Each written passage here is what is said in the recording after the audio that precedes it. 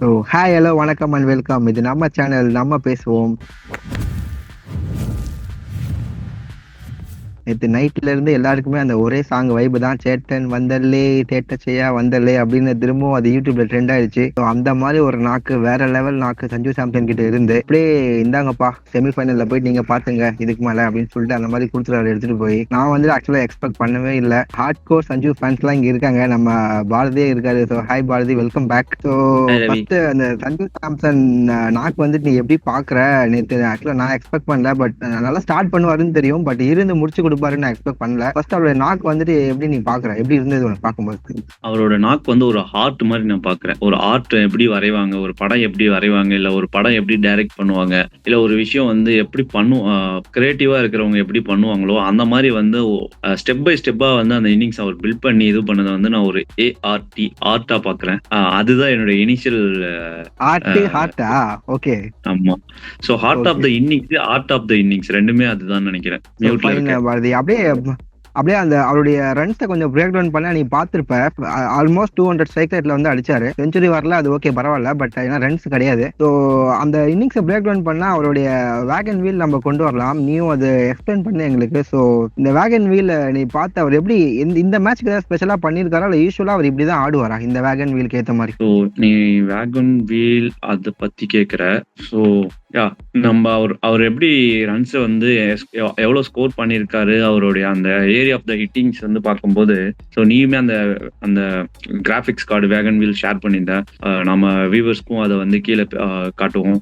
So நம்ம match பார்க்கும்போதே நான் இதை ஃபீல் பண்ணதுதான். என்ன ஃபீல் பண்ணேன்னா, அவர் வந்து மேக்ஸிமம் ஃப்ரண்ட் ஆஃப் த ஸ்டெம்ஸ்ல நிறையவே ஆடினாரு. Front of the stumps and பாலுக்கு ரியாக்ட் பண்ணாரு. ஸோ நான் அதை வந்து ரொம்பவே வந்து அட்மையர் பண்ணேன். அண்ட் தென் பாலுக்கு ரியாக்ட் பண்ணாரு இந்த சென்ஸ். ஸோ அவுட் சைட் ஆஃப்ல இருக்க பால் அண்ட் தென் கட்டடிக்க முடியற பால், இந்த பாலுக்கு ஆஃப் சைட்ல அண்ட் தென் ஸ்ட்ரைட்ல ஆடினாரு. அண்ட் தென் லெக் சைட்ல leg stick and then middle வர ஸ்டிக் வந்து அவர் இனிஷியலா ஒரு ட்ரிகர் மூமெண்ட் இருக்குல்ல, ஸோ அந்த ட்ரிகர் மூமெண்டோட வந்து லெக் சைட்லயே ஹிட் பண்ண முடிஞ்சது. பட் அவர் வந்து இனிஷியல் ஸ்டேஜஸ்ல இருந்து அவர் டார்கெட் பண்ணது எப்படின்னா, I am not going to give my wicket easily அப்படிங்கிற மைண்ட் செட்ல அவர் ரொம்பவே ஆடின மாதிரி இருந்துச்சு. அண்ட் தென் நான் பார்த்தேன் அவர் இனிஷியல் ஸ்டேஜஸ்ல டார்கெட் பண்ண பிளேசஸ் எல்லாம் எங்க இருந்தாரா, பிளேயர்ஸ் அண்ட் தென் ஃபீல்ட் செட்டுக்கு ஏத்த மாதிரி வந்து அவர் பிளே பண்ணாரு. அவர் ஃபர்ஸ்ட் ஸ்டார்ட் பண்ணது ஆஃப் சைட்ல ஸ்டார்ட் பண்ணாரு. ஸோ ஆஃப் சைட்ல இருந்து ஸ்ட்ரைட்ல இருந்து லெக் சைட்ஸ் எல்லா சைடுமே வந்து ஃபீல்டு பார்த்து பிளே பண்ணாரு. எனக்கு தெரிஞ்சு அவர் வந்து ஃபீல்டர் தலைக்கு மேல அடிச்ச ஃபர்ஸ்ட் சிக்ஸே வந்து லாஸ்ட் ஓவர்ல அடிச்ச சிக்ஸ் தான் நினைக்கிறேன். ஸோ அது வரைக்குமே அவர் வந்து கேப்ல நல்லா ஆட்டு இருந்தாரு.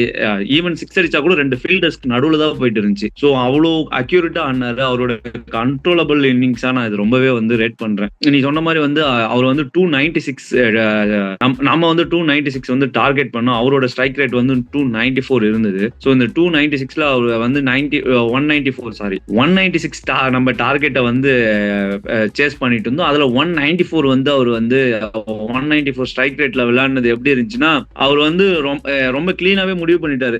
10 ரன்ஸ் பர் ஓவர்ஸ் நம்ம ஆட போறோம். ஸோ அதுல வந்து ஒரு பவுண்டரி வந்துருச்சுன்னா அதுக்கு மேல வந்து ஓவர் ஹிட் பண்ணணுன்ற அவசியம் இல்லை. ஸோ அதனால வந்து ஒரு பவுண்டரி ஆர் சிக்ஸஸ் வந்ததுக்கு அப்புறம் அவர் வந்து நெக்ஸ்ட் பால் சிங்கிள்ஸ் எடுத்து ஆஃப் த ஸ்ட்ரைக் போயிட்டு தென் அதுக்கப்புறமும் வந்து சிங்கிள்ஸ் ரொட்டேட் பண்ணி ஓவருக்கு 1 or 2 பவுண்டரிஸ் மட்டுமே அவர் வந்து டார்கெட் பண்ணாரு. ஓவர் ஹிட் பண்ணணும்னு எங்கேயுமே வந்து அக்ரெசிவா ஆடவே இல்லை. அதை வந்து நான் ரொம்பவே வந்து ஹைலி ரேட் பண்றேன். ஸோ இந்த 97 வந்து நமக்கு வந்து ஆல்ரெடி ஏற்கனவே 2 97 இருக்கு. ஸோ இதுல 3வது 97 நான் பாக்குறேன். 2 97 எதை பாக்குறேன்னா, ஒன்னு கம்பீரோட இன்னிங்ஸ் 2011ல, ஓகேவா.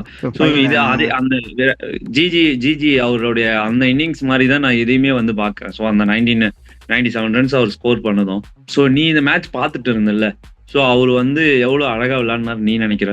செம்மையா விளையாடினாரு. நான் அதான் சொல்றேனே, நான் வந்துட்டு அவர் ஸ்டார்ட் கொடுப்பாரு ஆஸ் யூஷுவல். ஒரு குயிக் ஃபயர் 30 ஒரு 40 வந்து பவர் பிளேவை மட்டும் இம்பாக்ட் கொடுத்துட்டு போவாருன்னு தான் நான் நினைச்சேன். ஏன்னா அதுக்கப்புறம் வரவங்க எல்லாருமே இந்த சென்னை டெம்ப்ளேட்ல படி ஆடுவாங்கன்னு தான் நம்மளும் நினைச்சோம். பட் இல்ல, இந்த பிச்சுக்கு வந்துட்டு அது செட் ஆகாது. ஒரு சைட்ல ஒருத்தர் நின்னே ஆகணும். ஒரு மினி விராட் கோலி மாதிரி தான் நான் பார்த்தேன் இன்னிங்ஸ். அந்த மெல்பர்ன்ல எப்படி அவர் தனியா நின்று ஆடி கொடுத்தாரோ, இன்ஃபேக்ட் அது வேற ஒரு சுச்சுவேஷன். பட் இது வந்துட்டு அகைன் இன்னொரு சேசிங் சுச்சுவேஷன், ப்ரெஷர், ஒரு ஹை ப்ரெஷர் கேம். வெஸ்ட் இண்டீஸா இருந்தா கூட அவரும் கொஞ்சம் நிறைய தப்பு பண்ணாரு. ஐ மீன் ஷாய் ஹோப்பும் நிறைய தப்பு பண்ணாரு கொஞ்சம் பவுலிங் சேஞ்சில். பட் சஞ்சு சாம்சன் எந்த தப்புமே பண்ணல. கரெக்டா யாரை டார்கெட் பண்ணணுமோ ஒவ்வொரு ஓவரும். முக்கியமான விஷயம் என்னன்னா அந்த ரன் ரேட் வந்துட்டு அதிகமாகாம பாத்துக்கிட்டாரு. ஒவ்வொரு ஓவரும் கரெக்டா அது மெஷர்டா கொண்டு வந்தாரு ஒண்ணு. அண்ட் ஒவ்வொரு பார்ட்னர்ஷிப்பும் ஒவ்வொரு பிளேயரோட அவங்க வராங்க அவுட் ஆயிட்டு போயிட்டாங்க. பட் கரெக்டா அந்த பார்ட்னர்ஷிப் வந்துட்டு வித் சூரியகுமார் யாதவா இருக்கட்டும், ஹர்திக் பாண்டியா, தில கரெக்டா வந்துட்டு அடிச்சுட்டு வந்தாரு. சூப்பரா ஆனாரு. எனக்கு தெரிஞ்சு இந்த எப்படி நம்ம முகமது சிராஜுக்கு வந்து எனக்கு அந்த இங்கிலாந்து சீரிஸ் வந்துட்டு ஒரு ஸ்டாண்ட் அவுட் சீரிஸ் அப்படின்னு நான் சொல்லுவேனோ,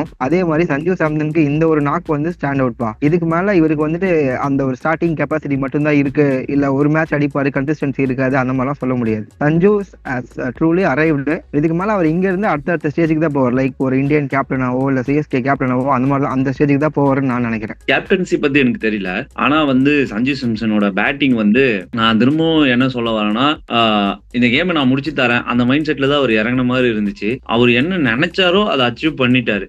ஸோ ஆனால் அவருக்குள்ள எவ்வளோ ப்ரெஷர் இருந்திருக்குன்றது அந்த லாஸ்ட் பால் பவுண்டரி அடிச்சதுக்கு அப்புறம் அது பவுண்டரி போதா அந்த ஃபீல்டரை தாண்டுதாங்கிறத பார்த்துட்டு அதுக்கப்புறம் அவரோட அந்த ப்ரே பண்ண அந்த செலிப்ரேஷன் இருக்குல்ல. ஸோ அதுல 3 கடவுளுமே அவர் ப்ரே பண்ணாரு. First Allah, and then Jesus, and then வந்து ஹிந்து. ஸோ 3 பேருமே வந்து அவர் பண்ணது வந்து ஒரு மாதிரி நல்லாவே இருந்துச்சு. அதை பார்க்கறதுக்கு நல்லா இருந்துச்சு. அவரோட செலிப்ரேஷன் நல்லா இருந்துச்சு. நான் அந்த ஃபீல் வந்து எனக்கு வந்து நேற்று நைட்டு ஃபுல்லா அப்படியே த்ரூ அவுட் இருக்கணும்ன்றதுனால யாருக்கிட்டையுமே நான் பேசல. சஞ்சு சாம்சன் அவர் ஆடினாரு. அவர் ஆடினதை நான் பாக்குறேன். அவர் ஆடும்போது எனக்கு என்ன உடனே எனக்கு ஃபீல் வருது, இந்த கேம் சஞ்சு சாம்சன் முடிக்க போறேன்னு எனக்கு வந்து 10th 12th ஓவர்லயே தெரிஞ்சிருச்சு. அவ்வளோ matured focused clear mind set, second தாட்டே கிடையாது. அதுலயும் அகில் ஹுசைன் போட்ட பால பாயிண்ட்டுக்கும் கவருக்கும் நடுவில் ஒரு 4 அடிச்சிட்டாரு. 4 அடிச்சதுக்கு அப்புறம் அகில் ஹுசைனோட ஸ்டாக் டெலிவரி அந்த ஒன் ஃபிங்கர் டெலிவரி, அந்த 1 ஃபிங்கர் டெலிவரி போகும்போது அவர் எவ்வளவு அழகானா அந்த கவருக்கும் பாயிண்ட்ஸ்க்கும் நடுவில் அடிக்கும் போது லெக் சைட் லைட்டா மூவ் பண்ணி ரூம் கொடுத்து அடிச்சாரு ஒரு பவுண்டரி ரைட்டா.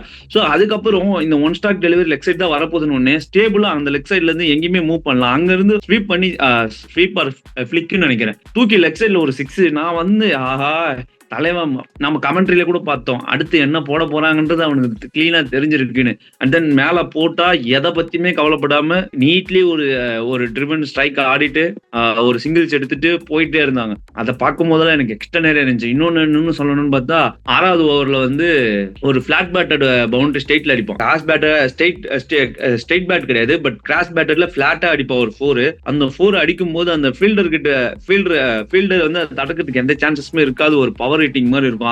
அந்த ஷாட்லாம் பார்க்கும்போது ஒருத்தன் வந்து பிளாட் பேட்டரை ஸ்ட்ரெயிட்ல அடிக்கணும்னா ரொம்பவே வந்து டைமிங் ஆஃப் த கேம்ல இருக்கணும். அந்த அளவுக்கு டைமிங்ல இருந்தா மட்டும்தான் அந்த பிளாட் பேட்டர்ல அடிக்க முடியும்னு நான் நினைக்கிறேன். ஸோ அதை வந்து எக்ஸ்ட்ரானரி அடிச்சான். ஸோ அந்த ஷாட்லாம் வந்து நான் பார்த்து இந்த கேமை வந்து லைவா பார்க்கறதுக்கு கொடுத்து வச்சிருக்கணும். அந்த மாதிரி தான் நான் இதை ஃபீல் பண்றேன். எப்படி 97ஓட ஜிஜிது, 91ஓட MS டோனியோட இன்னிங்ஸ், and then Virat Kohli against Pakistan match, Virat கோலியோட அந்த 5 செஞ்சுரியும் நான் லைவா பார்த்தேன் 2015ல 5 செஞ்சுரி அடிச்சிருப்பாரு இல்லையா ரோஹித் சர்மா. அந்த 5 செஞ்சுரியும் நான் எல்லா மேட்சுமே லைவா பார்த்தேன். அந்த 5 செஞ்சுரியுமே வந்து லைவா பாக்குறவங்களுக்கு ஒரு காட் பிரசன்ஸ் இருக்க மாதிரி நான் ஃபீல் பண்ற மாதிரி இந்த கேம் வந்து சரியான கேம். இதுல வந்து இன்னொரு விஷயம் என்ன தெரியுமா? சோ அவர் வந்து நீ எந்த பவுலர் வேணாலும் கொண்டு வா நான் ரெடி, நான் ரெடி. விச் மீன்ஸ் இப்போ வந்து இவன் வந்து சேஸ் வந்து ஒரு ஓவர் போடும்போது 3 ரன், அதுக்கப்புறம் வந்து இன்னொரு பவுலர் வந்து நெக்ஸ்ட் ஓவரே போடுறான். ஒரு ஃபாஸ்ட் பவுலர் நேம் வந்து சமாத் ஜோசப் ஒரு 3 ரன்.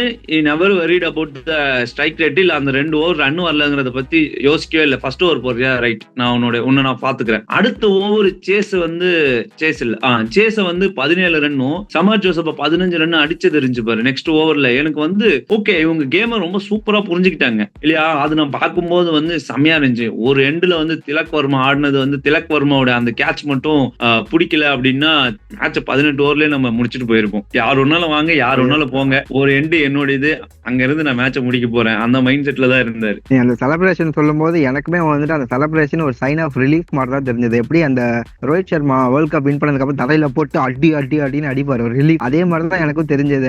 ஒரு வழியா முடிச்சு கொடுத்துட்டேன்பா, நான் இதுக்காக தான் நான் இருக்கேன், 10 வருஷமா நான் விளையாடிட்டு இருக்கேன், எனக்கு தெரியும் இந்த எக்ஸ்பீரியன்ஸ் தான் என்கிட்ட இருக்கு அப்படின்னு வந்துட்டு அவங்க டீம்மேட்ஸ் கிட்ட மட்டும் காட்டல, அந்த ஒட்டுமொத்த வேர்ல்டுக்கே காமிச்சு காமிச்சிட்டாரு. இதுக்கு மேல வந்து திரும்ப அவர் இன்னும் அவுட் ஆனா எனக்கு தெரிஞ்சு பேசுறது முட்டாள்தனம் தான் நானும் சொல்லுவேன். ஸோ ஒரு பக்கம் அவர் பாட்டு விளையாடணும், மறுபக்கம் அபிஷேக் சர்மா, இஷான் கிஷன் அவங்க ஒரு பக்கம் விளையாடணும். அவ்வளவுதான். டாப் 3 இவங்க தான் ஆடி ஆகணும். ஸோ திலக்க திரும்ப டாப் 3க்குள்ள கொண்டு வரதுங்கிறது எனக்கு தெரிஞ்சு அடுத்த மேட்ச் ஃபைனலுக்கு கூட சான்ஸ் இல்லைன்னு தான் நினைக்கிறேன். ஸோ நல்ல ஒரு மேட்ச் வருது. அண்ட் வந்து அந்த பொசிஷன்ல எக்ஸ்ட்ரானரி ஆறாரு. அவரோட பெஸ்ட் அங்க வரும்போது நாம ஏன் திலக்கு திரும்பவும் டாப் 3க்குள்ள கொண்டு வரணும்னு எனக்கு தெரியல. ஒருத்தர் நல்லா பண்ற இடத்துல அவர் நல்லா பண்ண வைக்கிறது வந்து நல்லதுன்னு தோணுது. கரெக்ட்.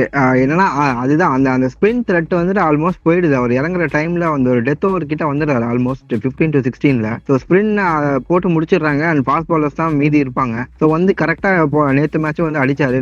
நல்ல ஒரு இம்பாக்ட் அதுவுமே. ஸோ சூப்பரான பொசிஷன். அவர் இப்ப இறங்குறதுமே நல்ல ஒரு மூவ் தான் அது ஜிஜி கிட்ட இருந்து. ஸோ சஞ்சு இதுக்கப்புறம் என்ன பாரதி பண்ணணும்னு நினைக்கிறேன். அவர் வந்துட்டு எஸ் ஒரு காமிச்சிட்டாரு, இதுதான் நான் இப்படிதான் ஆடுவேன், நின்று முடிச்சு கொடுக்க எனக்கு தெரியும் அப்படின்ட்டு. So going forward semi-final and final. அந்த செமிஃபைனல் பத்தி பேசும்போது நமக்கு இதுக்கு முன்னாடி நடந்தது அந்த அகைன்ஸ்ட் ஆர்ச்சர் ஒரு சீரீஸ்ல ஃபுல்லா அந்த பகுல்லே போட்டு அவரை வந்துட்டு நிக் பண்ணி கேட்ச் கொடுத்து விக்கெட் எடுத்தாரு. ஸோ இந்த செமிஃபைனல் இன் மும்பைல அதே ஃபர்ஸ்ட் ஓவர் அவர் தான் போட போறாரு.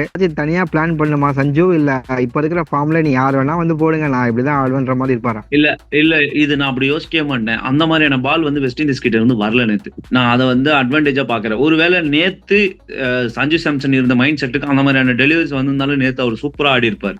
அதுல வந்து எந்த டவுட்மே எனக்கு கிடையாது. நம்ம வந்து செமிஃபைனலை பத்தி பேசும்போது அது new day, new game, new team அப்படின்னு பேசும்போது நமக்கு வந்து கண்டிப்பா ஆர்ச்சர் கிட்ட இருந்து அந்த டெஸ்டிங் டெலிவரி நம்ம கண்டிப்பா எக்ஸ்பெக்ட் பண்ணுவோம். இன்லைன்ல ஒரு பவுன்சர் கண்டிப்பா எக்ஸ்பெக்ட் பண்ணுவோம். சஞ்சு சாம்சனுக்கு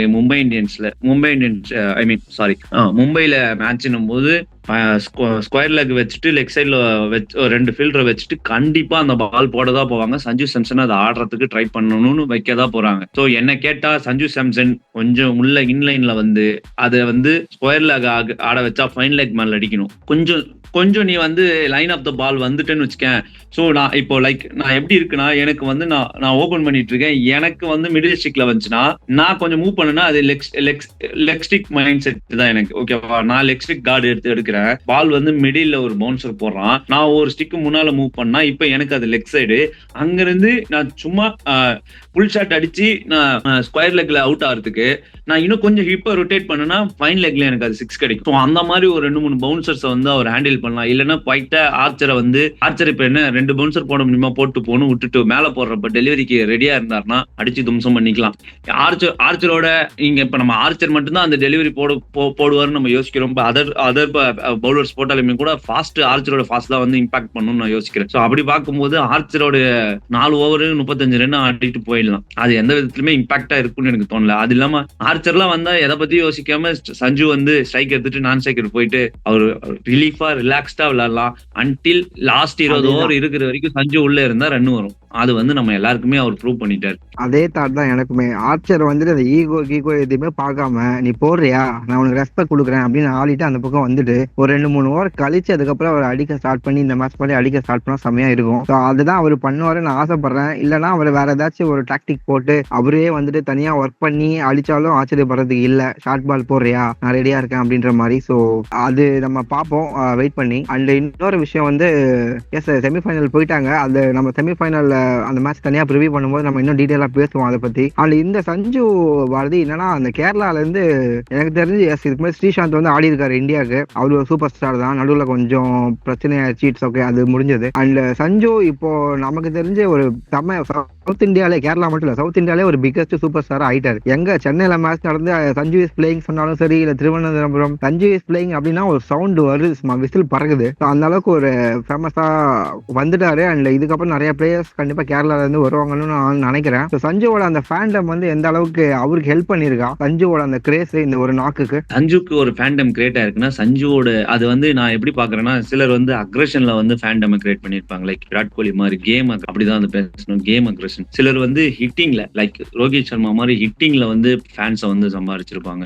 எம்எஸ் டோனிலாம் பார்த்தோன்னா பியூர்லி கேப்டன் பண்ணி அவருடைய நிறைய ட்ராஃபிஸை வின் பண்ணி அவர் வந்து ஃபேண்டம் இது பண்ணாங்க. சஞ்சு சாம்சன் மட்டும்தான் பொலைட்டு, சைலண்ட், அண்ட் தென் வந்து நிறைய ஃபெயிலியர்ஸை பார்த்த ஒருத்தனுக்கு வந்து இவ்வளவு பெரிய ஃபேன்ஸ் இருக்காங்க. லைக் எப்படின்னா, நான் நிறைய மேட்சஸ் நான் நிறைய தோல்வியை பார்த்திருக்கேன். என்ன மாதிரி அவனும் தோத்துருக்கான், அவன் ஜெயிச்சா நான் ஜெயிச்ச மாதிரி. இந்த மைண்ட் செட்ல தான் அவனுக்கு நிறைய ஃபேன் பேசஸே இருக்கு. இப்போ லாஸ்ட் லாஸ்ட் டைம் இவரு கூட சூரியகுமார் யாதவுமே என்ன சொல்லியிருந்தாருன்னா, good things happen for good person அப்படின்னு சொல்லியிருந்தாரு. சஞ்சு சாம்சன் ரியலாவே ஒரு நல்ல மனுஷன். அவர் வந்து நான் ஃபார்ம்ல இல்லன்னு உடனே அவரே ஓப்பன் ஸ்டேட்மெண்ட் கொடுத்தாரு. டீம் என்ன டிசைட் பண்ணாலும் நான் டீம் மேன், நான் டீமுக்காக தான் போவேன் அப்படின்னாரு. அவர் டீம்ல இருந்து டிராப் பண்ணாங்க. அதுக்கப்புறம் ஒரே ஒரு மேட்ச் வந்து இவருக்கு வந்து இன்ஜூரி, அபிஷேக் சர்மாக்கு இன்ஜூரின்னு சொல்லிட்டு லீக் ஸ்டேஜஸ்ல ஒரு மேட்ச் கிடைச்சிச்சு. அதுல குவிக் ஃபயரா ஒரு 30+ ரன்ஸ் அடிச்சாரு. அதுக்கப்புறம் வந்து ஸ்டார்ட் கொடுத்துட்டு இது பண்ணலன்னு. அதுதான் செகண்ட் மேட்ச் லாஸ்டா வந்து நமக்கு ஜிம்பாப்வே கூட மேட்ச் நடக்கும்போது அவரும் குவிக் ஃபயரா அடிச்சாரு. சோ சஞ்சு சாம்சனோட கேம் பிளான் என்னன்னு எனக்கு நேத்தே தெரிஞ்சிச்சு. சஞ்சு சாம்சன் என்ன நேத்து அவர் பேசும்போதே சொன்னது என்னன்னா, நான் ஃபர்ஸ்ட் பேட்டிங்கா நான் குவிக் ஃபயரா டீமுக்கு அதிகமா எவ்வளவு ரன் டார்கெட் செட் பண்ணுமோ அதுக்காக நான் அக்ரெஷனா ஆடுறேன். செகண்ட் ஹாஃபா எனக்கு டார்கெட் தெரியும், அதனால நான் டார்கெட்டுக்கு ஏற்ற மாதிரி ஆட போறேன். சோ அந்த மைண்ட் செட்ல தான் அவர் நேத்து விளையாடுனதா சொன்னாரு. சோ அதுதான் எனக்கு இருக்குன்னு தோணுது. ஃபர்ஸ்ட் பேட்டிங்கா இருந்தா சஞ்சுவோட எக்ஸ்ட்ரா அக்ரெஷன் நம்மளால பார்க்க முடியும்னு எனக்கு தோணுது. செகண்ட் பேட்டிங்கா இருந்தா நேத்து பார்த்த மாதிரி இன்னிங்ஸை பேஸ் பண்ணி அழகா கொண்டு போய் கேமை முடிச்சு தரது, அந்த எபிலிட்டியை நம்ம பார்க்கலாம்னு தோணுது. சோ இது ரெண்டுமே கலந்த மாதிரி தான் சஞ்சு ஆட போறாரு. சோ இதுதான் நம்ம வந்து அப்கமிங் மேட்சஸ்லயும் பார்க்க போறோம்னு நினைக்கிறேன். Okay, so fine Bharathi. So Sanju, thank you so much Sanju, and all the best அப்படின்னு தான் சொல்லணும் அவருக்கு கோயிங் ஃபார்வர்ட். இன்ஃபேக்ட் நம்ம டீம்ல வந்து பேசும்போது சரண் கூட சொன்னா சஞ்சு தான் வந்து கப்பை வின் பண்ணி கொடுப்பாரு அப்படின்ட்டு. ஸோ கண்டிப்பா அவராலே அது நடக்கணும் அப்படின்னு நானும் ஆசைப்படுறேன். நீ சொன்ன மாதிரி குட் திங்ஸ் அவருக்கு இப்போ மட்டும் இல்லை, ஐபிஎல்லும் சேர்ந்து குட் திங்ஸ் அவருக்கு நடக்கட்டும். 6வது டைட்டில வந்து சிஎஸ்கே தூக்கட்டும், அதுவும் அவர் மூலியமாவே தூக்கட்டும், இன்னும் சந்தோஷப்படுவேன். ஸோ அதான் ஃபைனல் டாட்ஸ் இருக்கா சஞ்சுவோட பேட்டிங்ல. So fine Sanju, all the best. நாங்கள் சொன்ன மாதிரி அடுத்த செமிஃபைனல்ல ஆர்ச்சருக்கு அகேன்ஸ்டா நீங்க உங்களோட பேட்டிங்கை பார்க்க நான் ரொம்ப இன்ட்ரெஸ்டடா இருக்கேன். நாங்கள் இன்ஃபேக்ட் ஸோ நல்லா விளையாடுங்க, நல்லா பண்ணுங்க. டீம் இந்தியாவுக்கும் ஆல் தி பெஸ்ட் சொல்லிக்கிறோம். அண்ட் நெக்ஸ்ட் வீடியோல மீட் பண்ணுவோம். So thanks Bharathi, thanks for joining.